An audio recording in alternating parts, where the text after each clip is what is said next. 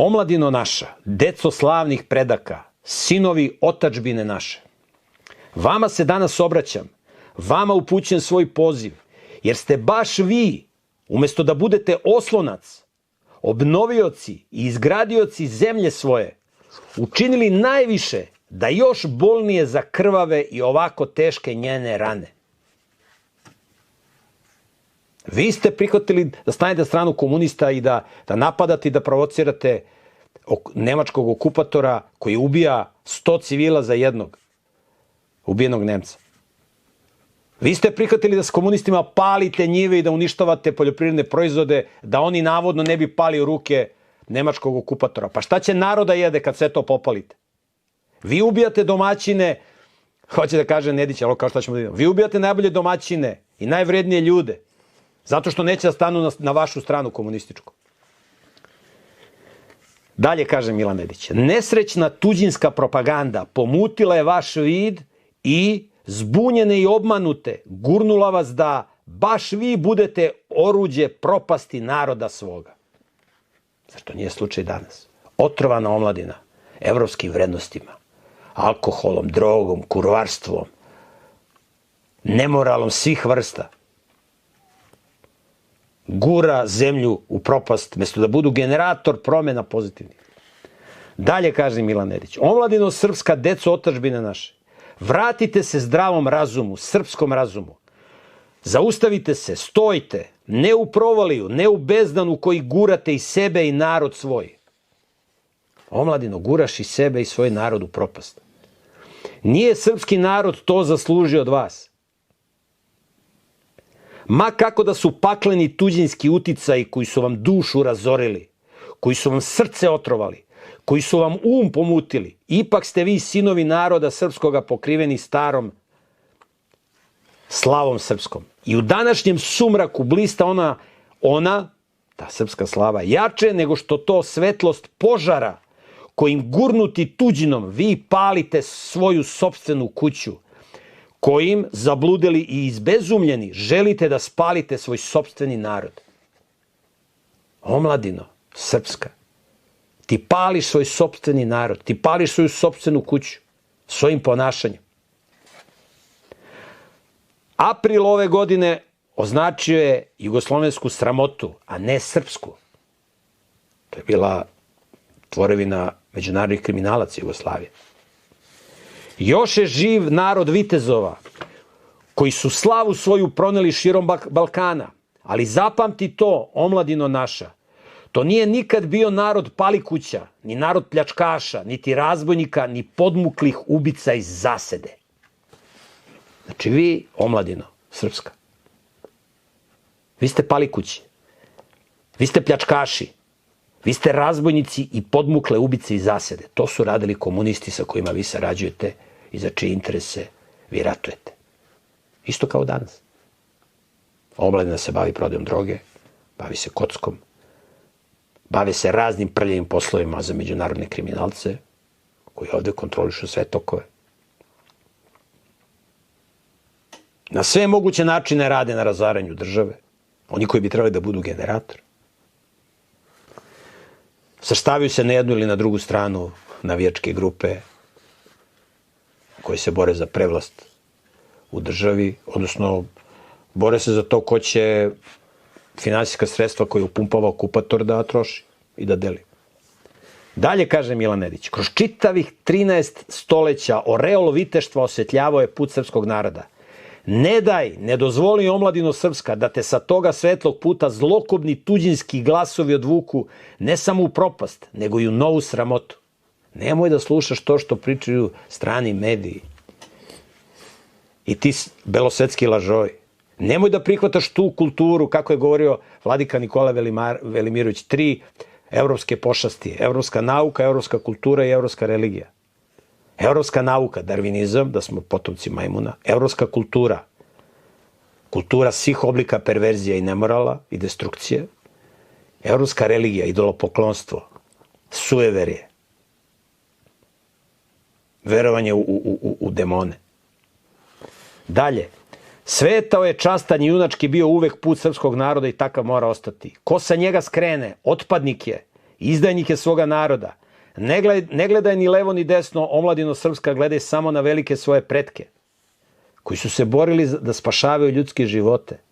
Nisu se svrstavali ni na jednu terorističku organizaciju, ni na jednu međunarodnu bandu. Došlo je presudno vreme, vreme kada se mora misliti svojom glavom, srpskom glavom. Došao je posljednji čas da vam se otvore srpske oči, da kroz njih vidite bistro i jasno i događaje i ljude, a pre svega interese našeg naroda. Deco moja, ne trujte se pićem iz otvornog tuđeg brloga. Nemojte da se trujete pićem iz otrovnog tuđeg brloga. Napajajte se čistom vodom sa izvora zdrave srpske narodne svesti. Batalite tu lažnu međunarodnu propagandu. To je otrovni tuđi brlog. Napajate se čistom vodom sa izvora zdrave srpske narodne svesti. Tu ćete jedino naći najlepšu istoriju koju može jedan narod da doživi. Tu ćete, ako samo pogledate, ako samo duhom svojim zahvatite, naći dela svojih otaca i zadrhtaće vam srce pred tim otkrovenjem od radosti, ponosa i straha. Mi smo ovde kroz ove emisije govorili o našim slavnim predsima, koji su doneli pismenost u Europu, koji su bili najveći i jedini prosvetitelji u Europu u srednjem veku. Ja uskoro pripremam fototipske izdanja još nekih najmonumentalnijih izdanja svetskih, a evropskih broj 1, koji ću da vam donesem ovde da vidite. Da su naši preci bili najveći prosvetitelji, najveći uzori celoj Evropi, svim evropskim narodima. Oni treba da nam budu vodilja, a ne međunarodni kriminalci, njihova lažna manipulacija i njihova lažna propaganda. Zadrhtaće vam srce pred tim otkrovenjem od radosti, ponosa i straha. Straha, jer ćete tek u tom trenutku otkriti i razumeti kakav je koban i strašan bio put na koji su htele zle sile da vas bace, da unište vas i narod vaš.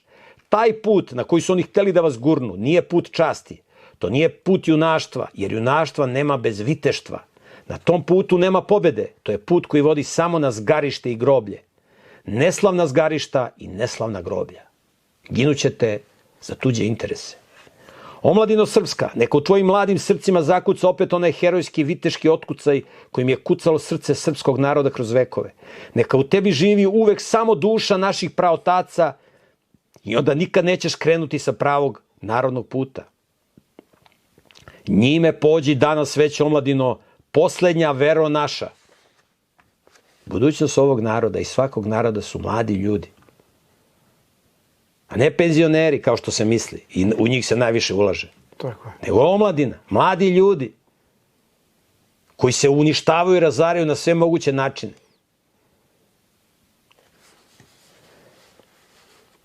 Krvave rane Srbije, da li vas one bole, omladino srpska? Njena ste vi, deca, u njoj ste prvi dah svoj udahnuli. Prvo vas je sunce tu ogrejalo i prvu ste reč u njoj prozborili. Zar ima za vas nečeg bližeg, nečeg prisnijeg, nečeg dražeg od otadžbine svete zemlje u kojoj leže kosti naših otaca? Ona je vaša i u sreći i u nesreći. Za nju su, jedino za nju, a ne za tuđe obmane, milioni vaših predaka kao junaci i vitezovi umrli. Budite svesni da nosite ime Srbina, ime veliko, ime tako slavno i časno da vam danas mnogima ne pripada. Mnogi vi, mladi, ne možete da se nazovete Srbima, jer živite nemoralno, jer živite razvratno, jer ste slugi okupatora. To veliko ime, to je naše najveće blago u našoj današnjici srama i poniženja. Ono je jedina zvezda vodilja danas na našem zamračenom nebu. Deco moja, sinovi Srbije, ja dižem slavnu zastavu srpsku, zastavu za čije su časno i neuprljano lepršanje milioni dali dragovoljno živote svoje. Hajte po tu zastavu vere i nade, časti i junaštva, koja će odagnati od nas sve patnje i sve poraze naše. Prihvatite je i nosite je, čuvajte je i branite je. Omladino srpska, ove moje reči su amanet i moj testament vama upućen. Kroz moju dušu i moje srce govore vam oni milioni iz grobova koji su slavno, požrtvovano pali na bojnim poljima, vas radi, vama da bude bolje. Posljednji trenutak izbija. Vratite se domu svome, ognjištu očinskome, vratite se otadžbini, vratite se majci Srbiji, dođite da zajedno sa mnom uzviknete svi za nju, ništa protiv nje. Nemojte da budete neprijatelji svoje zemlje i svog naroda i da služite okupatoru, da služite najgorim kriminalcima koje predvodi Josip Broz. A danas ima Josipa Brozova koliko hoćete. Puta 20. Ovo nije samo poruka omladini srpsko, ovo je poruka omladini hrvatskoj. Ovde suda da je spomenuo srpsko, samo prebacite u hrvatsko. Ili bosansko, ili bugarsko, ili crnogorsko, ili makedonsko, kako hoćete. Jer je omladina suda otrovana. I nažalost, radi kao što je radila omladina u Drugom svjetskom ratu protiv svog naroda i protiv svoje otadžbine. I evo ovo sam skoro otkrio ovu knjižicu, uspio sam da nabavim jedan primjerak jedne knjižare, pošto do ove knjige teško možda se dođe, i samo što sam počeo da je čitam, vidio sam ovo pismo koje sam želeo da vam pročitam. Kao što je situacija bila za vreme Drugog svjetskog rata, nažalost, tako je i danas.